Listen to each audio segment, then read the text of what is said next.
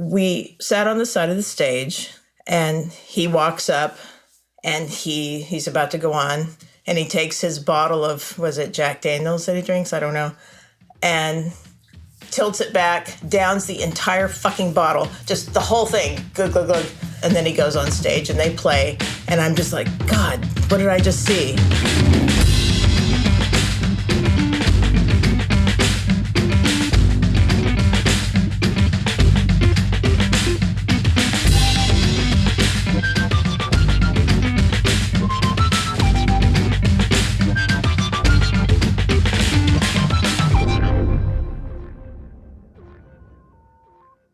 Welcome to Atypical Daydream, a podcast about life on the road.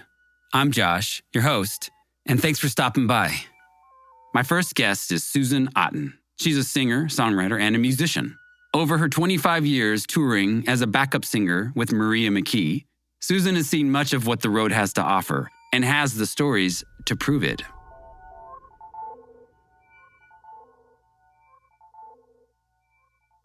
I learned how to harmonize singing at funerals when I was a kid, which is a very strange way to learn how to sing, but that's how I learned.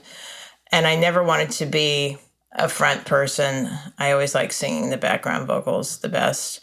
Since I grew up in a Catholic girls' school, they would make us sing at funerals and then walk up to the casket.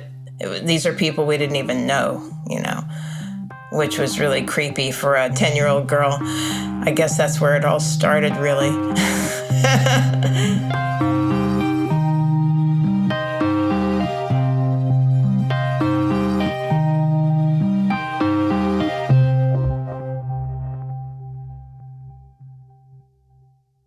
Life on the road back then was really different because I'm talking about 25 years ago.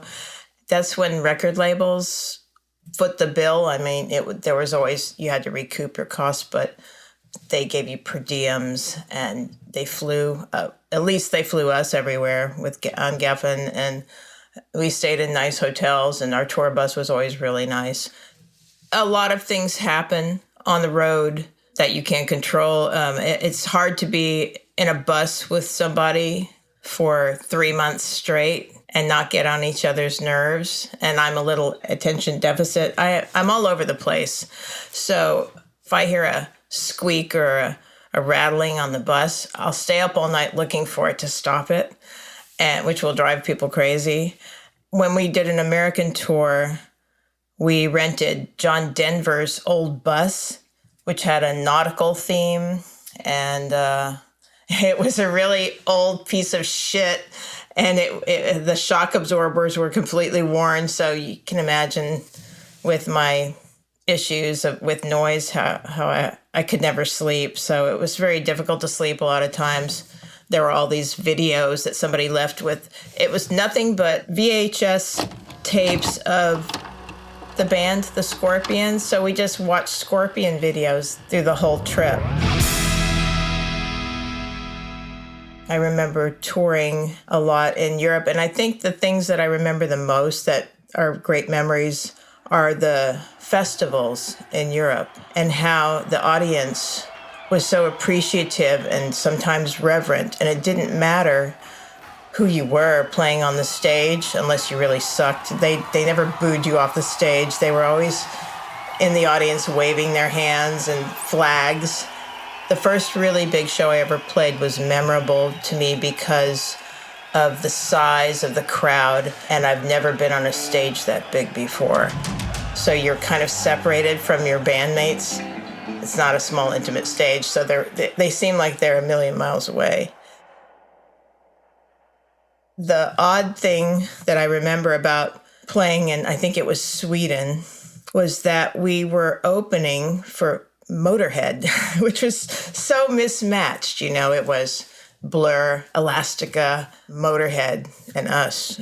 And I thought, oh God, they're going to hate us, But that wasn't the case. The audience was awesome.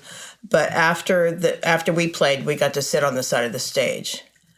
Everybody has a Lemmy story, by the way. It's like we're not the only ones. We sat on the side of the stage, and he walks up, and he's about to go on, and he takes his bottle of, was it Jack Daniels that he drinks? I don't know. And tilts it back, downs the entire fucking bottle, just the whole thing, glug, glug, glug. And then he goes on stage and they play. And I'm just like, God, what did I just see? And I was very impressed with that.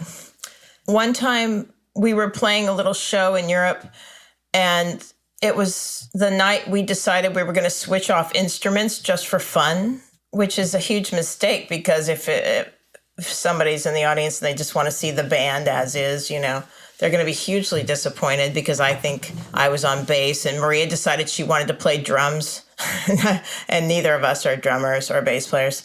We were doing a song very badly, and I look out in the audience and Adam Clayton is sitting there from U2, the bass player from U2, and I'm on bass and I suck. And so afterwards, of course, he comes backstage. I'm like, oh, shit. And I said hello, and he said hello, and that was it. It was not going to be anything else in that conversation. Like, oh, you sounded great. That wasn't going to happen. But I thought it was funny, and it was just more like, oh God, here we are, And no, I didn't give a shit. I didn't really care. I thought it was hilarious. So I love touring because I saw so many things that I would never otherwise get to experience. It was like a paid vacation. I know a lot of artists say that, especially artists who are retiring, they're saying, I'm going to retire. I'm never going back on the road. I'm sick of it. But I've never met one that meant it. They always miss it, When you come back, it's strange because I always got completely bored after a while. I couldn't wait to go back out. People say that life on the road is not real, but it felt real to me. It was the life at home that didn't feel real, if that makes any sense. I don't know why that is.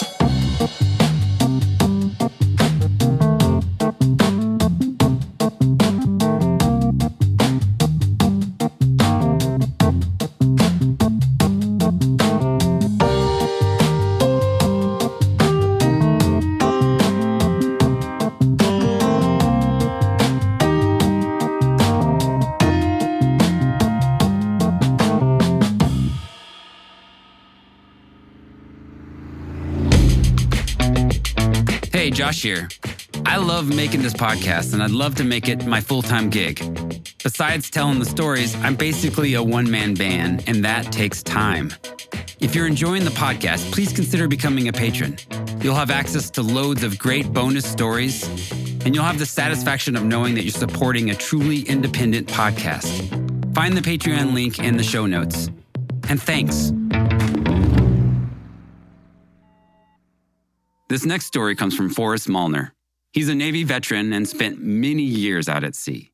Forrest's twisted tale takes us aboard a Navy ship where anyone could be your roommate and reminds us that sometimes life is stranger than fiction. And a warning, if you don't like toilet humor, this story is not for you.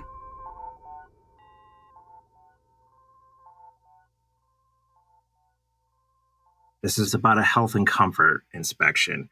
I don't know if that's a thing outside of the military. I haven't never heard it anywhere else, but it's an inspection where if somebody is, for the most part, from what I've seen, maybe not the cleanliest individual, male or female, it'll get to the point where this person is disrupting everybody else's day-to-day lives with their filth, for lack of a better word. You will have your master at arms, which is kind of like the police on the ship. They will come and escort you down there, and they will open up your lockers. They'll look at all your clothes, all your toiletries and everything, kind of be like, what's going on here? This is out of hand. I think everybody in the military at some point has a moment where they maybe feel like they made a mistake, or, you weren't expecting something like this to happen. And when it does, it's like, whoa, like this is my life for the next, 4 to 6 years. And this is the only one that I've ever seen kind of firsthand personally. I've heard of others, but this was the only one I got to kind of take a glimpse at. I was TDY, which is temporary duty. I was out in San Diego. It was great. I mean, I was 19. Tijuana was just down the road. The West Coast Navy is pretty killer in general. It's a big difference, West Coast and East Coast. West Coast is a lot more laid back. It's kind of just, as long as you do your job, nobody's going to give you a hard time. And, then your free time is your free time. And that was exactly what it was when I got there. And so, at that point I was thinking, man, I could do this for a career. I could do 20 years out here. This is great. At first you're the new guy, you're starstruck a little bit and everything's kind of shiny and new. And then that kind of wears off and, you start to see things you weren't seeing before. And, I noticed there was a guy in the berthing who was, just ripe, like there was this stench coming from his berthing area. And if I could just explain the berthing just a little bit, like you basically have racks they're 3 high, they're metal. And you would have 3 high on one side of the aisle and 3 high on the other. And then between those 2 sets of racks, you maybe have 3 feet. You're pretty intimate. So say you got 6 guys in what we call would be a cube. That's the 2 sets of racks. And you got one guy who is just not doing their part, and I would notice it every time I would, walk by. It was like, oh my God, what is that smell? Is this how ships are? Because I was on an older ship and I just didn't know if something was maybe wrong with maybe a pipe or something down there or issues with the toilet. It was that bad and that distinct. Like I'd never smelled anything so bad before. But, I wasn't going to be the new guy complaining about my berthing or anything. I was like, I'm just going to do my time and get out of here and not cause any waves. Other people in our side of the house, our fire control division, were kind of complaining about it. And I could tell it had been a thing for a while and it was like coming to a head. But I just remember them saying like, we'll just say Smith for now, hey, Smith, like, he's going to get it. Like his health and comfort's coming. It's going to happen. The day comes where the master at arms, they go and they like pull him out of his shop, up by his gear. And it's like, come on, we're going to berthing and we are going to search, your rack. You're getting health and comfort. And I don't even know if they have to give you any warning or anything. I don't think they do. It's just, you're kind of at their mercy. So some of this is what I saw. And some of this is what I got hearsay from other people who had talked to the master at arms afterwards, who had conducted the search. And I guess like immediately there's no soap, there's no shampoo, there's no toothbrush. This guy's been on board for like, we'll say 9 months range, right? They went through all of his clothes and I don't think anything was clean. It was like he was just wearing the same stuff over and over and just stuffing it back in there. The part I came down for was and I was just kind of casually walking past and going to my rack. They had already kind of searched like his foot locker, and you have a coffin locker that's underneath your bed that lifts up, and they've gone through all that. They looked at like anything he had on top of the racks, like boots and stuff like that. And I don't know if this was normal procedure. Maybe it was. I don't know. Because like I said, I was never really a part of these or saw but just this one. But they decided they were going to look under his mattress. You could tell they were like just visibly upset by the process so far. And oddly enough, this gentleman was not. Like this guy had no shame whatsoever. And so I'm walking by and one of the master at arms is like, he's like trying to get the mattress up, but it's not coming up, which is odd because it should just normally be sheets and your blanket kind of tucked in and it's wrapped around a mattress on top of metal. That's it. This one's not coming up easy. I wouldn't say it was super hard, but almost like a mild adhesive is underneath this thing, right? And then when he finally like breaks it free, which didn't take a lot of effort, but more than it should have, it makes a sound of just like, if you pulled a couple pieces of paper apart with like Elmer's glue in between, right? After they almost dried a little bit, kind of like a slight tear, but it also has that wet, soggy sound to it. He lifts it up. He gets it lifted finally. And there's anywhere between 100 to 200 prophylactics used, mind you, underneath this gentleman's mattress. This was a completely male crew. I don't think there was any, male to male relations going on there. This gentleman was just using it for, what we would call a Ricky sock, which is normally somebody would just use a sock. But this guy is using, I don't know, like name brand rubbers, and then just throwing them under his rack for probably the entire time he'd been on the ship. I don't know what his end game was there. Somebody else was going to pick it up eventually, which is what happened. They escorted him off the ship that day, and we never saw him again. He could have cared less. And then on the way there out, he was just like, I'll see you fuckers later. See you fuckers later. I'm out of here. Like, He was like so proud of himself. So maybe he did it on purpose. Maybe it was like that was his goal. I don't know, though. That is very extreme to smell and be that filthy for that long with no end in sight. You know, he didn't know when that was going to transpire. So, you know, until I got in the military, I didn't know they made people like that. Like there's some people out there, there's some walks of life that you see, and this is volunteer system too. I always like to reiterate that to people, because you hear some people sometimes say everybody should join the military and everybody should get a taste of it like these other countries do. And I'm always like, no, like you couldn't imagine the type of people you'd be getting if you had everybody doing it. You know, again, that was where it was kind of like, oh my God, did I make a mistake? You know, what am I doing here? Like, this is not what I had in my mind for the Navy.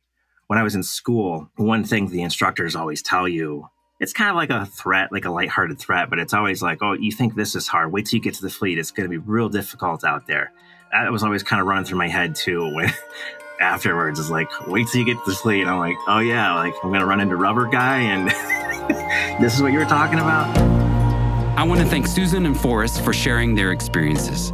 Make sure to keep an eye out for Susan's forthcoming album and animated series. You can find her on Instagram at Splurge Vintage. This podcast was created and produced by me, Josh Caldwell. Music by Visual Aid, my side music project.